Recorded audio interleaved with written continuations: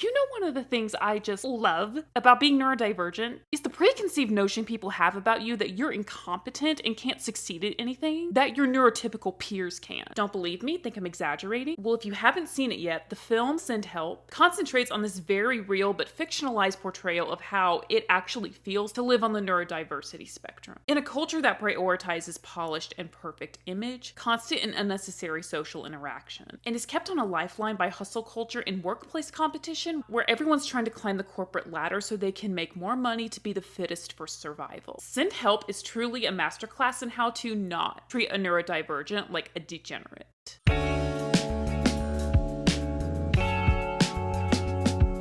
Hey, what's up? Welcome, one and all, new and returning. There is an approximate 98% chance that if you're watching this, you too are on the neurodivergent spectrum, as you can tell by my channel's name. And you've come to the right place and the right creator, who is actually mentally vibing with you. And I mean, I sure hope so. And if you haven't seen the not new, but newish movie Send Help with Rachel McAdams and Dylan O'Brien, you're really missing out on a chance to feel like you are receiving secondhand justice for every time you've been overlooked, walked all over, or assumed as a dummy dumbhead just because you aren't neurotypical. And masking is a daunting task that can't be sustained for an extended period of time. I'm gonna try super hard not to go on too many sideline conversations about how much society or certain groups of people suck in this video, mainly just because I'm looking like a little strawberry shortcake. And I want to align my mood with the day's chosen aesthetic, and partly to stay in control of my emotions, or whatever the fuck it is to help keep me on track and on topic of the video. But enough about me, let's talk about this movie Send Help, the big, fat, fatal warning label to any neurotypical asshole who dares to undermine a badass who just so happens to have that neurospice about her. Now, this is a horror comedy, at least according to who you ask.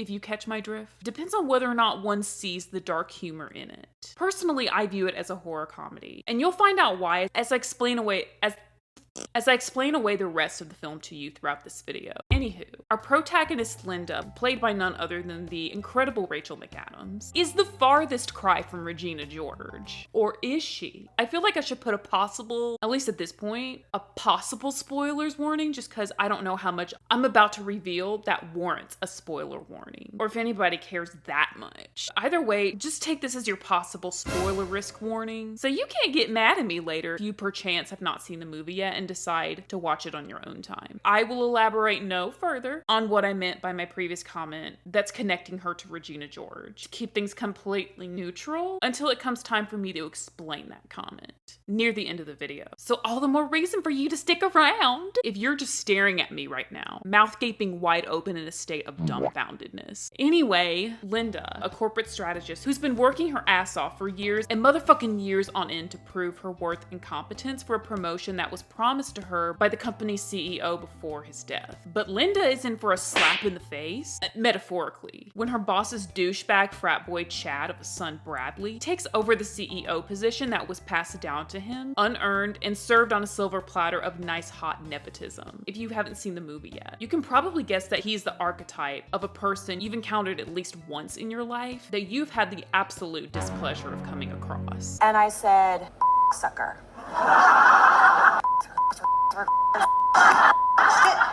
So when this self-absorbed asshole comes in to take over, bossing people around within the first 10 seconds of his introduction at the office, he has some bro code nerve to give the position that Linda was in line for to his Patrick Bateman wannabe frat brother Donovan, who is a newer hire at the company and is always taking credit for Linda's hard work, not knowing what a dumbass he looks like doing it in those fucking American Psycho style suspenders, like it's still corporate America 1982. As expected, Linda is not what you would call the most popular employee at the office. She's very socially awkward, and her colleagues look down on her for her lack of refined peopling skills. This girl is a savant, so she excels with numbers and data. Her information retention is sharply on point.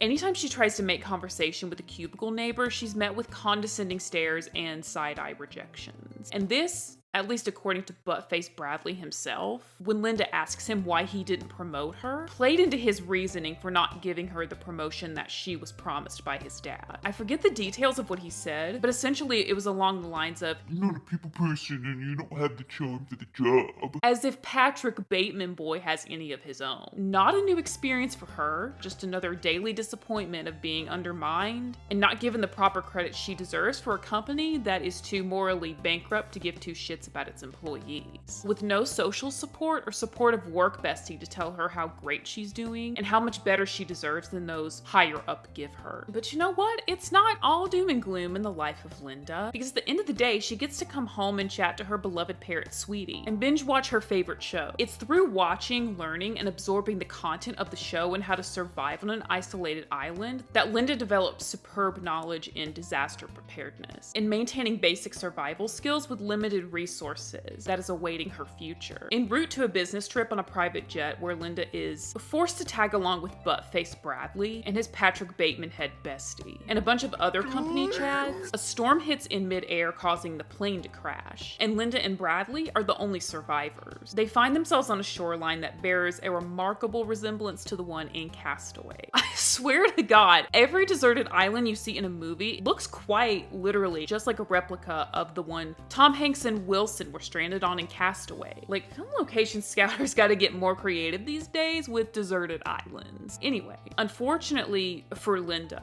there are no Wilsons in this film for her to talk to and rant about what an ungrateful, whiny, spoiled brat Bradley is being. She decided to be a saint and actually make sure Bradley survived upon their first few days of being stranded, made sure he had water, nursed him back to health, and he quite literally repays her with disdain for her DIY sushi, since it's not the Nobu Michelin shit he's oh so accustomed to having every single night. That was just my own personally branded, dramatic way to say the survival skills she learned from watching Survivor and making her own audition tape to be on the show. That, by the way, Bradley, Patrick Bateman face, and all the other chats on the plane found, and were laughing at right before they crashed. Tell me karma's not real one more time and see what happens. It's the only reason her and Bradley Buttface were able to not die of heat stroke, hunger, or thirst. It's very delicious, because now this means the power dynamics of the modern world have been reversed. If Bradley wants to live long enough to see help come, he has to kiss Linda's ass and take orders from her.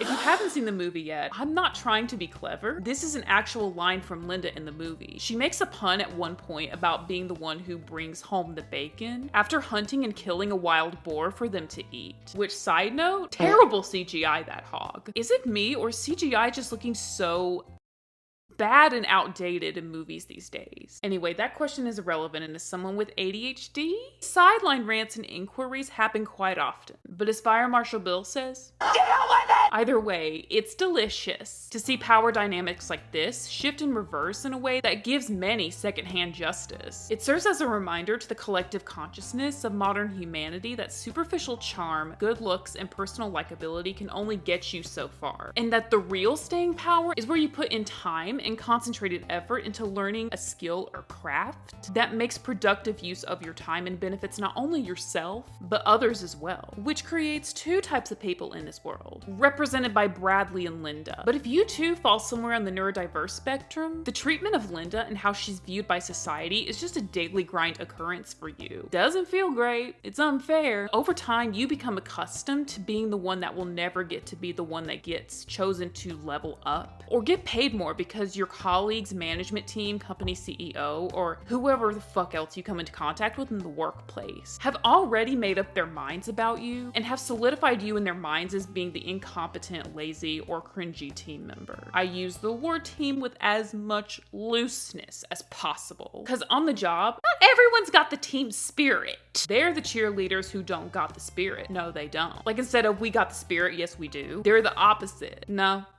Okay. See, just like that. That's what I'm talking about. And the misunderstanding and whatnot. I mean, even if you did appreciate that bad joke, you know the social dynamic I'm talking about. If you've never once had a moment like Linda had in the beginning where she's trying to socialize with the two idiots that brush her off, why are you here? Why are you here? Anyway, I'm just kind of micro trauma dumping at this point, but I felt like it was I felt like it was a micro trauma dump that could resonate with many watching right now, which is why I felt the need to bring it up. And the social power imbalance that is the foundation for Linda's character arc and development throughout the film. You know what? I think I am gonna do some plotline spoiling up in this shit. So if you haven't seen this movie yet and you and want to take this as your cue to, like that one line in that Laura Bell Bundy song, giddy on up, giddy on up. If you do want to watch this movie at some point. But if you don't give a shit or you have seen this movie, feel free to stick around if you want, and if you're still invested thus far. My favorite part of the whole film is the entire unfolding where Bradley recognizes how much he really underestimated Linda that, at least according to me, starts when she pretends to neuter him, but instead she cuts up a rat after she's put him under natural anesthesia when he tried to abandon her. She's really letting that fucker know, you may run the roost in modern society, but away from civilization, I'm the boss of your helpless ass. The contrast between who has to work for recognition for their humanness in society versus the one who's given it freely just because they have a more polished social standing and valuable material resources becomes visible, and the illusion of the honesty behind it is shattered into a million itty-bitty pieces. I'm speaking about this concept so metaphorically because witnessing that neutering scene in its own twisted way really healed something in me on a spiritual level. A past version of me, if you will, that didn't get the apology she deserved from being overlooked and passed on as irrelevant or incapable by neurotypical fuckfaces in power. So did I scream, "Yes, girl! Get him! Slaughter that motherfucker's balls off! And see how well he'll be able to use his brain and muster up any ounce of confidence now"? Well, I'll leave that up to your imagination. I'll let you decide for yourself whether or not that happened. Now, I cannot claim that Linda is an entire hero throughout the whole movie itself. She was a hero in the moment I just talked about. That's a fact. But she was so wrong for indirectly killing Bradley's fiance and that tour guide, or whoever that was with them, that tried to rescue her. Bradley's fiance was actually a good person and was the only person in the film who treated Linda with any ounce of kindness and basic human decency. So it probably wasn't a good idea, character writing wise, for her to be so likable and nice to Linda. If she'd been a snooty, stuck-up bitch, I would have rooted for Linda's hands-off murder of her. But I was just left feeling a sense of justice needing to be served for her character. I mean, yeah, Linda needed to get rid of her, but couldn't she have just led them somewhere deep in the island jungle forestation and get them lost for a little bit? I don't know. I don't think Linda is a cold-blooded killer though. She's just an angry, disempowered woman who's tired of being dismissed and misunderstood by everyone just because she struggles to mask being normal more than neurotypical people. That would send anybody into a frenzy of feminine rage and rampage for justice if they were given an opportunity to be the one with the upper hand in a situation, when most times they're at the bottom of the food chain. And the hilarity, the absolute hilarity near the end in the beach house scene, that Bradley thinks Linda did all this, finding modernized shelter, not telling him, making him live off the grid for however long they were quote unquote stranded, was an attempt for Linda to hubby him up, Survivor style. He literally thought that he could Love Island her ass away with that manipulative monologue at the end. I was actually so scared she was gonna buy into that. And I think she did for a split second. But when she saw the horn from the other bull was missing, she knew. She knew what was happening. I've said it before and I'll say it again. Sometimes it's not a bad thing to overthink, because it could potentially save your life at some point. And if she hadn't noticed that small little detail of the missing bullhorn, she was gonna be a goner within 5 seconds. To quote Linda right before she murders Bradley with the bullhorn she grabs from him after tackling him to the ground, planning and strategy, or something like that. I don't remember exactly what she said, but it was the essence of, I succeeded and won this time because unlike you, I'm smart enough to calculate a carefully crafted mission that leads you directly to death's door and into the burning fiery pits of hell. Wow, that was a lot. So I'm gonna conclude this video by clarifying what I said earlier about Linda and Regina George having the same goals, but with different motivations and packaging. Both Regina and Linda want recognition and have the ambition to get to the top, but for different reasons. Linda wants to achieve because she wants to see her loyalty and hard work in her professional life finally pay off, and as a result, she might get the acceptance of her peers and her colleagues. But Regina, on the other hand, is just a spoiled princess and is just used to being a winner at everything. So it's just in her nature to want to be better than everyone else and make sure everything goes her way at all times. I don't know if Hollywood is on some like Mean Girls' indirect revival of the plastics through different movies and different characters. I made a video about The Housemaid some time ago with Amanda Seyfried, so if you've seen that movie and my video on it, you know what I'm talking about. The theme of this whole movie reminded me of a Threads post I came across a while ago. Summer 2024, healing. Summer 2025, growing. Summer 2026, nah, I'm cussing a motherfucker out. And that picture of MJ looking so Virgo-coded and over it is the cherry on top of this whole thing. That is the pinnacle vibe of Linda's character development and the justification she attains for herself at the end of the film. Also, that is the natural progression of coming into your own in real life. Not the getting stranded on an island and murdering your douchebag boss part. I mean, maybe it is. I don't know your life. But at the very least, the healing to growing to cussing motherfuckers out journey. But either way, wherever you're at in your own journey, regardless, it's time to bid you adieu as I thank you for watching this week's video. Be sure to give it a thumbs up if you got something good or productive out of it. And if you want to share a snippet of your own experience with being neurodivergent in a neurotypical centered world, and if you strongly related to Linda and her character's experience, feel free to do so in the comments. And if your mind and my mind are in sync and we're vibing up in this shit, be sure to join this channel's emotional support coven. When you tap the subscribe button down below with just a simple click with your finger or mouse like this. Ping! So that way you have a better chance of owning the first flex with each and every new Neurospicy upload. Stay cool, stay fresh, and I'll see you next time.